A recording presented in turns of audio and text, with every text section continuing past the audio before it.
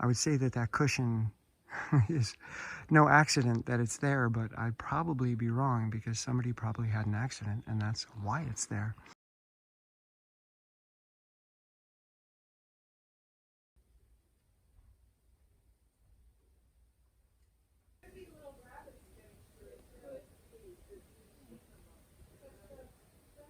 I'm taking my time this morning listening to Cruel Optimism, and she's touching on something that I think is very relevant.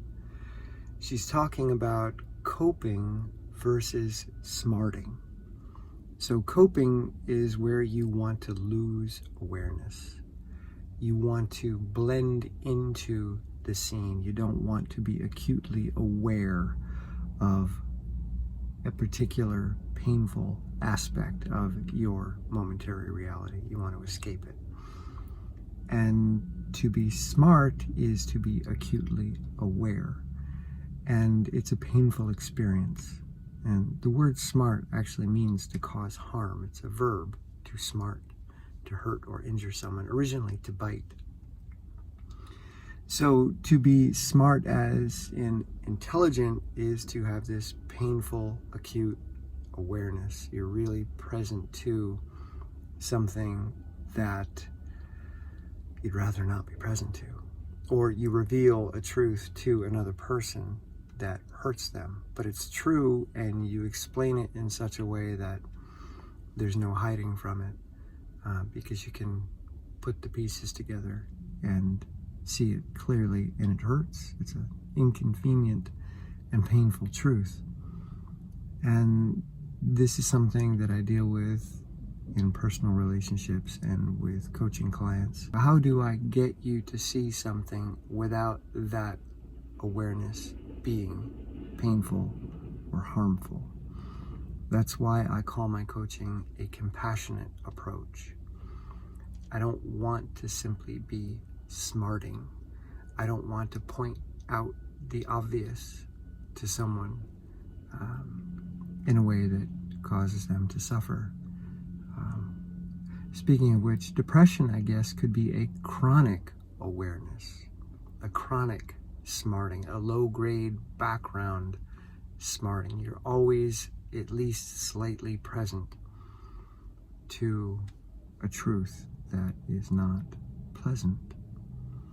So this is why I spend so much time looking at words and how I phrase things and finding ways to gently introduce myself and others to realities, to movements, rather than just quickly throwing them in the cold plunge, which is becoming more and more of a feature of our YouTube society, that people just want to Goggins up. They want to just hit me with the cold as quick as you can. I want it to smart. I want to brace myself. I want to face the truth, and I want it now. Anyway, I'm going to go upstairs and be gentle and compassionate and put myself in motion in a way that doesn't hurt, that doesn't cause acute awareness, but rather causes a general awareness, a fuzzy awareness. Because the moment is fuzzier than it is clear. It is bright and early, and I'm feeling tight and squirrely. I've got to head up north today to the Mad River Valley trail running camp with my buddy John. And I've got a lot to do before I leave. I've got a coaching call at 11 o'clock, which I'm going to take up north so that I can be at the camp when the call ends, which means I got to get a lot done here first this morning. Maybe some elliptical. It's interesting. I'm noticing that removing myself from an environment where I can use my polling machine, the elliptical, and my Bigfoot treadmill feels a bit scary.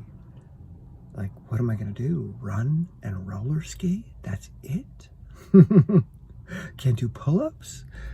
I have this need now, it feels, this habitual need to regularly engage in these particular activities, and it feels a bit disconcerting not to have them available. Interesting.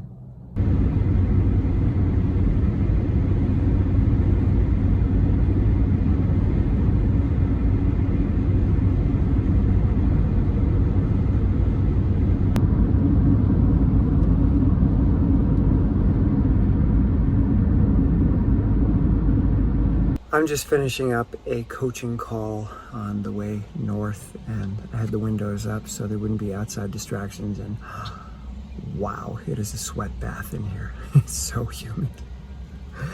Anyway, I'm going to get back on the road and hopefully finish the book, Cruel Optimism. I am optimistic that the next book that I listen to won't be as cruel as this one.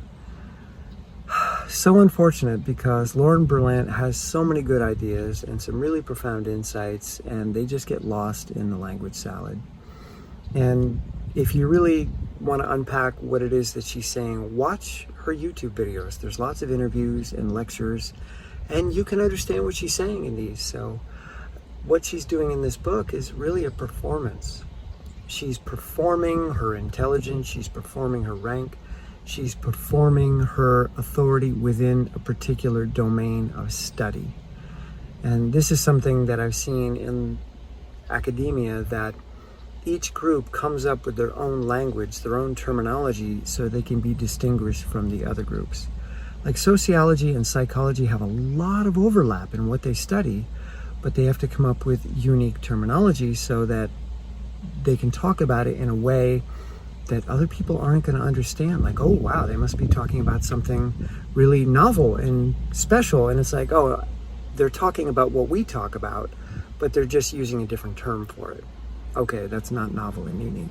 I don't know, it's kind of like a shibboleth. They use certain words that only certain people are going to understand, and then they can say, ah, they're one of us. And that keeps the group barriers kind of tight. We know who we are, and we know who the others are, and they're not us. So unfortunate that she does so in this book. Anyway, watch her YouTube stuff. You'll get the idea without reading the book. I think the next book I'm going to listen to is Between Us, and I forget the author's name. She's Dutch. It's about the cultural creation of emotion. And I'm curious as to where she's going to go. In the description, it reminded me a bit of Lisa Feldman Barrett's book, How Emotions Are Made. And that book really rubbed me the wrong way, because she's quite aggressively dismissive of the idea that there is a core affect, or there is neurological hardware that gives rise to certain affective experiences that then become emotional narrations. She just dismisses that outright and says that emotions are purely conceptual and linguistic. And if you take what she's saying all the way through, basically animals cannot have emotions, children cannot have emotions, because they haven't learned the concepts yet. And this is just ridiculous. And if you look at Jaak Panksepp's work, he studied core affect, pioneer in that field. Every mammal has the same neurological hardware for core affective experience. Humans are mammals, by the way, so children who are pre-linguistic can still have affective experiences. Can they label them?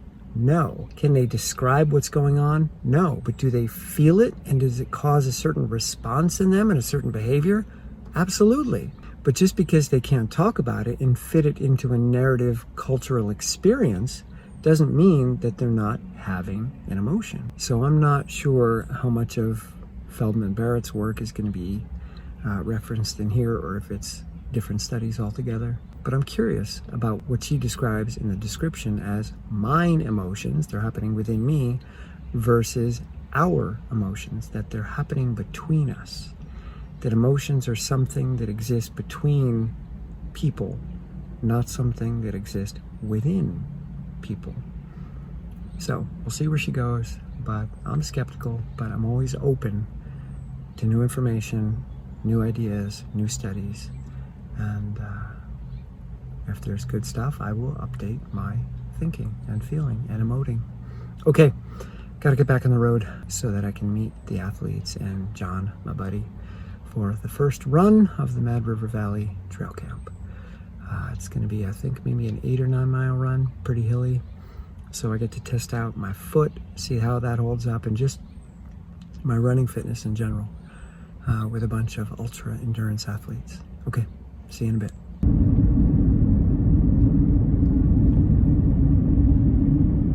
Day 2 of the Mad River Valley Trail Running Camp.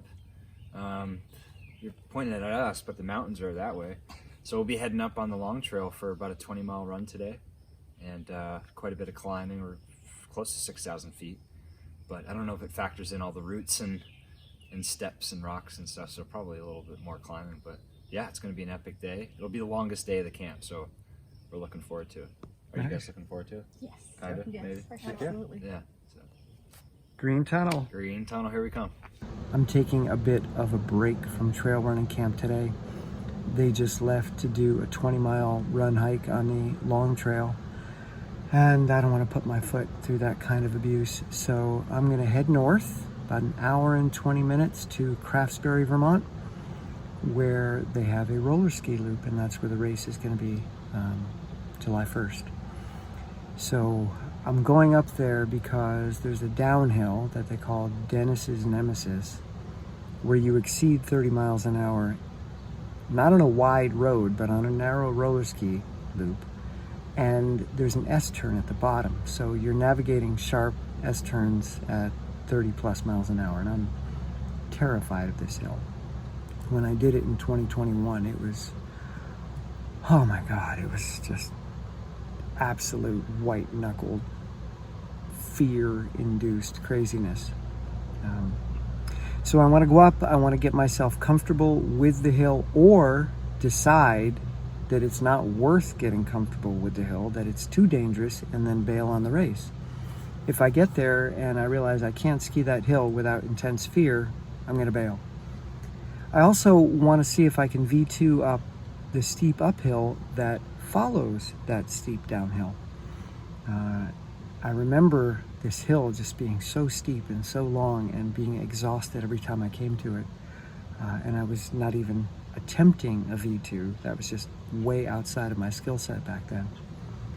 So I want to see if I can V2 that hill, or at least V2 a good chunk of it. So I'm going to go up, see if I can get myself into a state of fearlessness on that downhill and competence at the same time. I don't want to get hurt.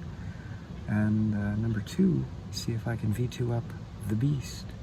All right, I'll let you know how it goes. Welcome to Montpelier, Vermont, the only state capital in the United States without a McDonald's or a Walmart. And perhaps the smallest state capital in the country as well. A little over 7,000 people.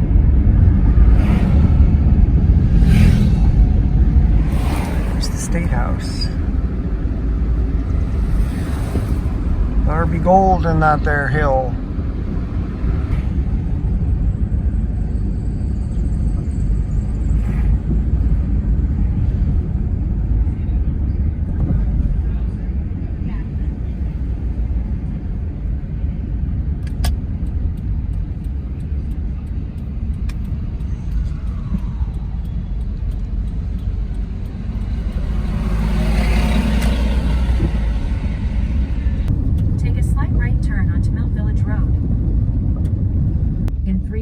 Of a mile, turn right onto Lost Nation Road. I just bumped into Jake Brown, who's one of the top U.S. biathletes. He lives and trains here, and telling him about Dennis's Nemesis, and he was trying to give me some encouragement and just practice doing half the hill, then 2/3 of the hill, 3/4 of the hill, and just slowly get used to doing the whole hill. So that's what I'm going to go do.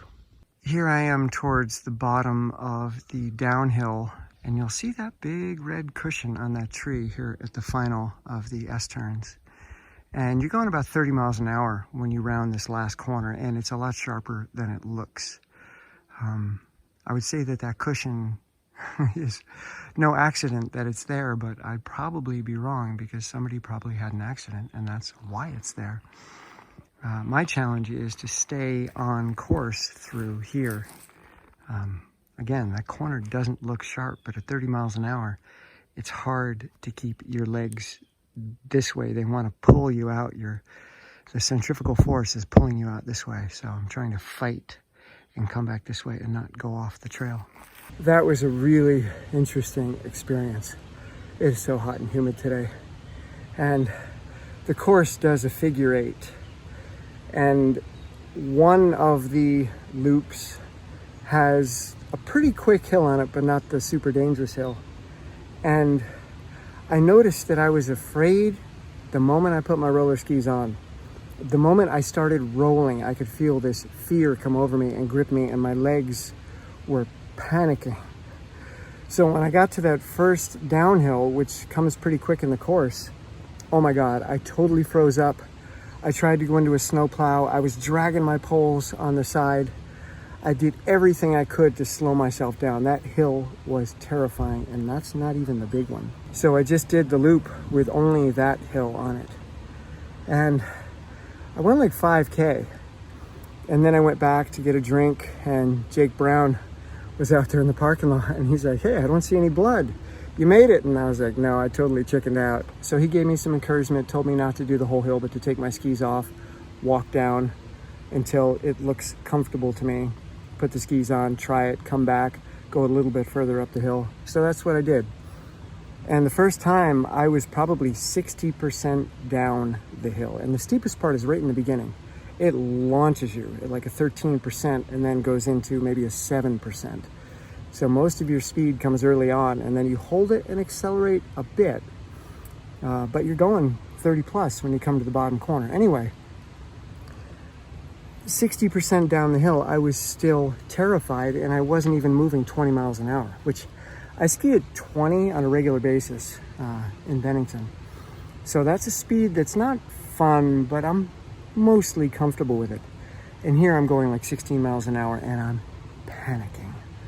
Not because the hill is scary, but because I'm bringing fear to the hill. I'm projecting onto the hill. And when I got to the bottom S-turn and I saw this giant red mattress, which wasn't there in 2021, somebody must have hit that tree at one of the corners. That scared me even more. Then I was thinking, oh my God, I'm gonna die. Like, people die here. And then you get to the big steep uphill. I practiced some V2. I walked down that hill, V2'd, walked down, and I spent a lot of time there avoiding the downhill, which was also useful because I V2'd the whole thing, and I did so pretty quickly. And I set up my camera, so I'll show you the footage. That's the steepest hill I've ever skied up. The steep section isn't super long, but it's steep. I would guess it's maybe 15 to 18% slope. And that's where the camera is in the video. So that's the section I'm filming at the top. But I V2'd it, and it felt good. And it was much, much faster than a V1, because I did that first just to check it out. And whenever I go into a V1, my legs just get exhausted so quickly, and I slow down to a halt. Anyway, I came back around to the downhill, this time halfway, terrified, came back 60% of the hill I did instead of avoiding 60%, still terrified, but learning how to work the corner at the bottom. Came back 70%, started to relax into it a little bit. Corner still terrifying, but the speed, I started to relax. Came back again, 80%. Okay, the speed's actually becoming a little bit fun, but that corner is still freaking me out. 90%. And that was tough, just to let myself go, to fall into it. And once you're going, you're committed, and then it's like, oh my God, I might die, and there's nothing I can do.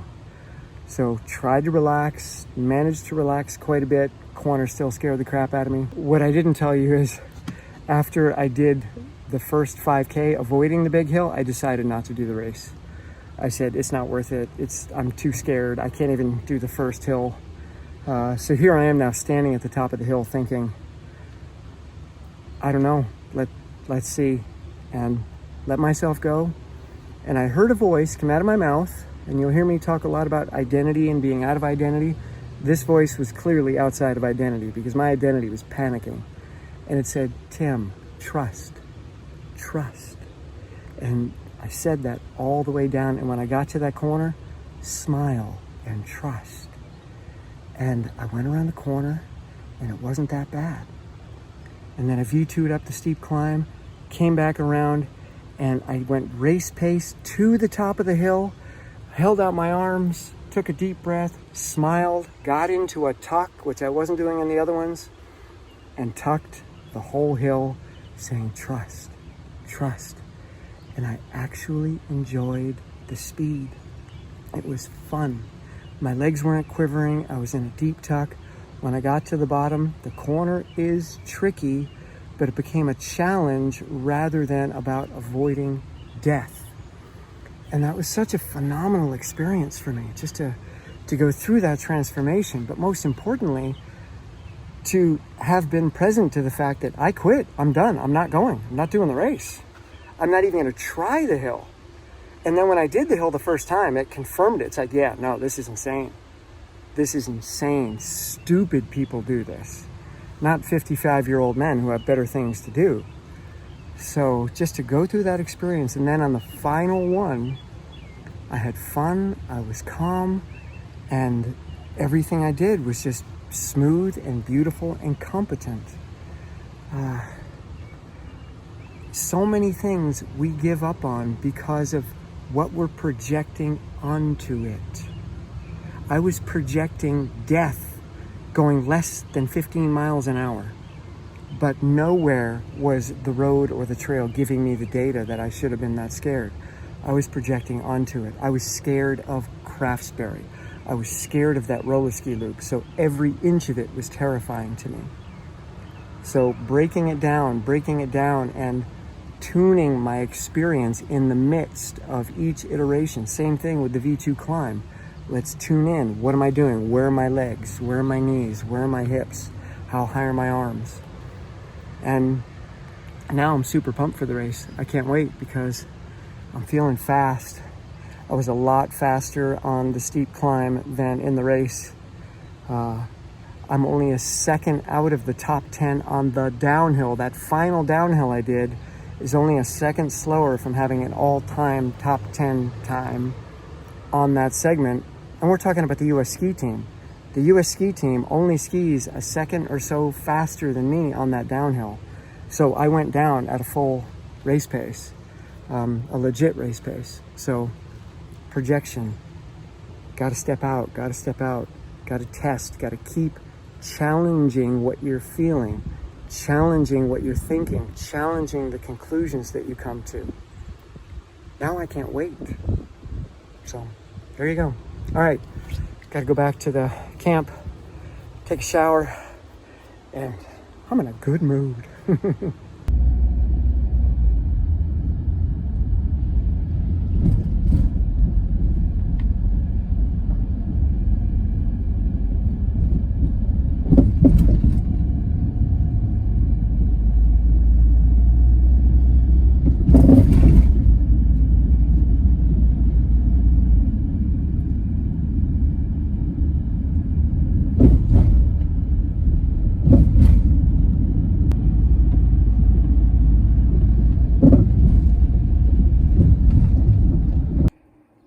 Beautiful.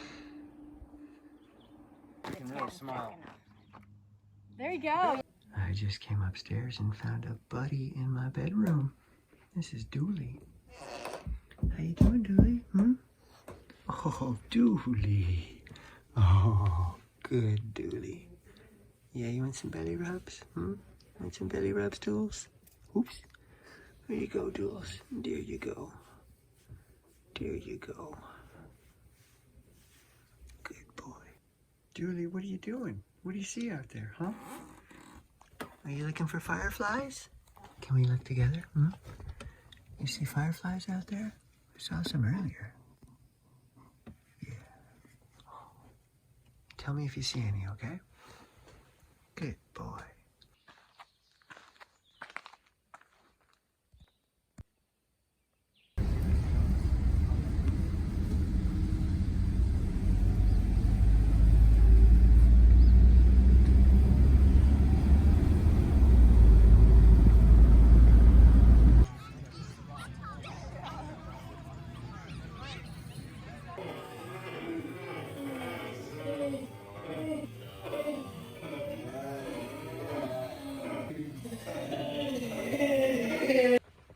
right, way to go, guys.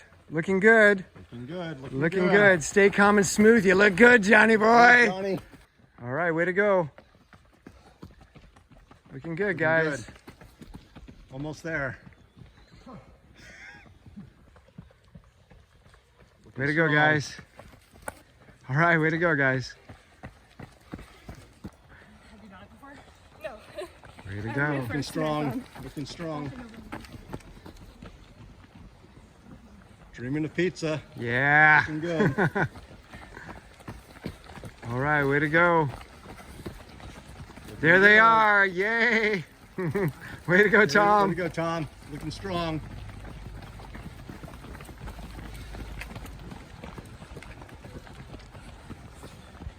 All right, way to go. Looking good.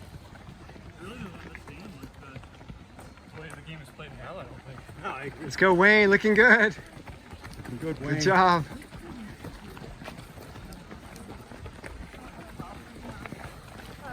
Looking strong, everyone.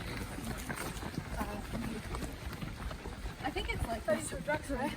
All right, way to go. There Yeah, they there. are. Smiles. That's what we want to see. Smiles. All right. Looking good. The memory of it. Very strong. Way to go. Looking great. Woo woo. Very nice. Looking good. All right, way to go. Good job. Mary Kay, yeah, smart choice, Good, smart Mary Kay. choice. Smart choice. We needed that. All right, way to go. Me. In a bit. All right. Looking good. Run for the camera. There you Yeah. go. All right. Looking strong. Way to go, guys. Very good. All right. Woo, nice socks. Oh, thank you. Have fun. Thanks, Lau. All right, good smile. That's right. Well, you're having lots of fun. All right, way to go. You, yeah.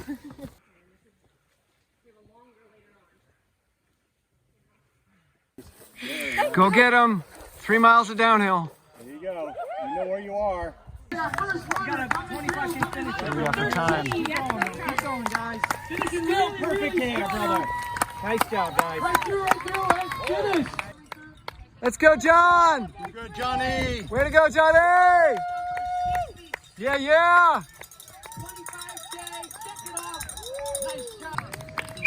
Way to go, Tom. Way to go, All Tom. right, Tom, dig in. Yeah. Finish. Woo. Yeah.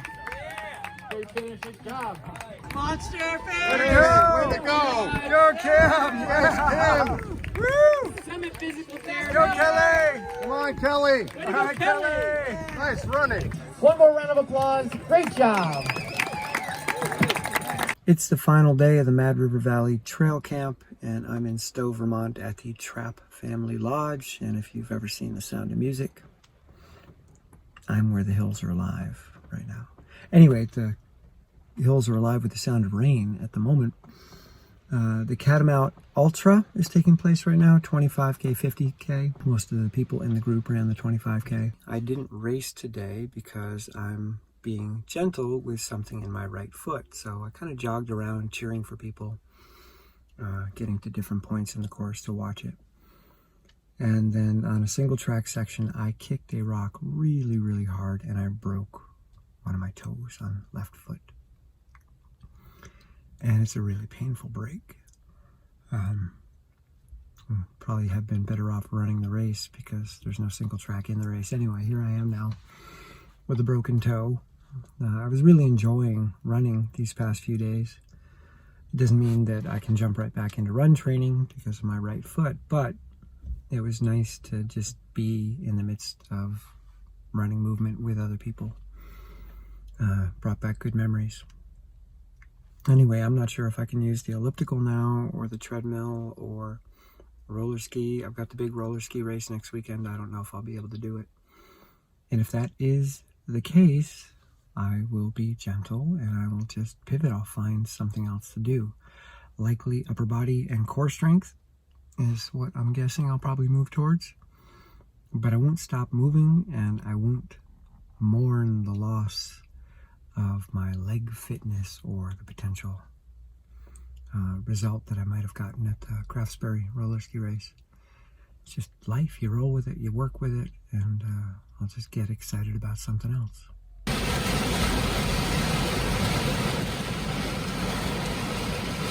I'm on the way home from running camp, but I had to pull over because the rain is ridiculous. I couldn't see at all. It's calming down a little bit now, but you just couldn't see the road. It was insane. Anyway, I'll take a moment now and kind of unpack the experience of being at the trail running camp. Number one, I noticed that my identity, which you hear me talk about a lot, was engaged far too often. It's difficult for me to be around groups of people. I can do the one-on-one thing quite well, but the moment there's 2 other people, or 5 or 8, I go into a strange identity space, and it's as if I have to take care of everybody in the room, and nobody's telling me that I do. There's no external obligation, but I just get this sense that I need to manage the social temperature in the room, and it's always been that way for me. I'm afraid of group settings because they feel unstable, and my identity feels as if it needs to be the glue that holds that social situation together. Anyway, it was fascinating because it's exhausting, and I often say things that I'm not consciously choosing to say. They come out of my mouth, and I hear myself say them, or I hear myself telling a story that's true, but is inappropriate perhaps to the situation. And I have to pause and say, well, wait a minute, what are you doing? What's going on? What is your identity up to right now?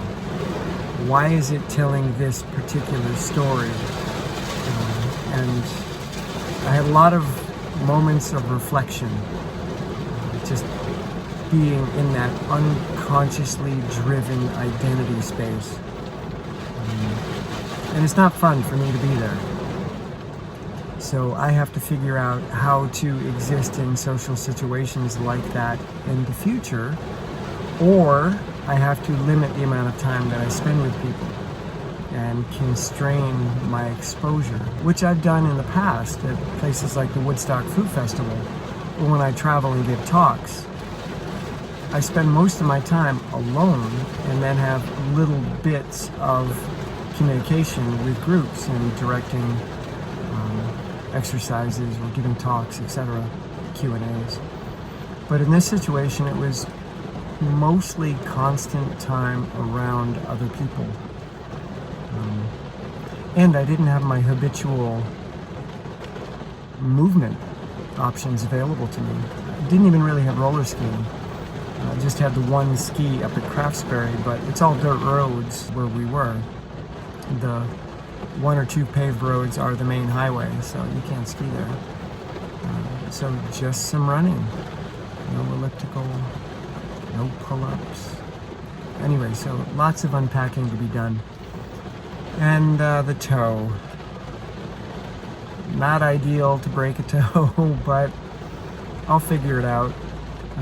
Gonna try roller skiing maybe tomorrow or the day after, I don't know. Try the elliptical. Treadmill's probably out, I'm guessing. Likely to do a lot more of my pulling machine, at least early in the coming week, because I've got the roller ski race next weekend, so I don't want to do too much. So I'm in kind of a gray area with what happens, but again, though, work with what is and adapt. And then we'll do the same with the post-camp thinking and rumination, because I have this ruminative loop that keeps playing that says, oh, you talk too much, you tell too many stories, you try to accommodate people too frequently. And we don't choose our ruminations. It's the default mode network in the brain doing what it does and feeding these thoughts into our consciousness on a loop. Whether or not we choose to bite is up to us. The easiest thing to do is bite because you think it's you consciously having the thought or initiating the thought, but you're not consciously. But whether or not you consciously engage is something you have some degree of control over. So as these thoughts come up, I've just been really gentle with them and saying, it's okay. If you did talk too much, or at least that's how it was perceived by others, it's okay. It's all right. If you told too many stories, that's okay. All right, that's good. We'll just use that as data. And rather than making ourselves wrong, we'll say, okay, how can I modify a similar situation in the future so that I don't want to say more comfortable, because my identity will never, ever be comfortable with groups of people, ever. But I can learn how to recognize when identity wants to grab the mic and sit in the driver's seat and take over and say, okay, I think I need to excuse myself from this situation, or I'm going to choose to simply be silent, be present, but not engage. I can listen. I can facilitate people by listening. So anyway, lots of processing post-camp. All right, rain's letting up a little bit. I think I'm gonna finish the route home. Here we are at the week's end. Thrown off my habitual base a bit by being away at the running camp. Almost 16 hours of training, so still more than 2 hours a day. Most of it was running and a couple big days before I left. But my strength was pretty minimal this week. And yeah, all good. With the roller ski race coming up next weekend, it's good to kind of back off a little bit anyway. So this coming week will be a little bit harder, but not as much volume, maybe 9 to 10 hours total of training, and up the intensity a hair, but just in shorter sessions. I'm still moving through whatever it is that's gripped me for the past few months, and we'll just keep taking steps and adapting. There's a lot of work going on at home, and that's a big stressor. So, and also just what's going on with my family. And that definitely has an impact. My days are pretty much go, go, go. And a lot of it is rather intense. So anyway, I'm gonna bid you adieu and go home, get some rest, and do it all again tomorrow.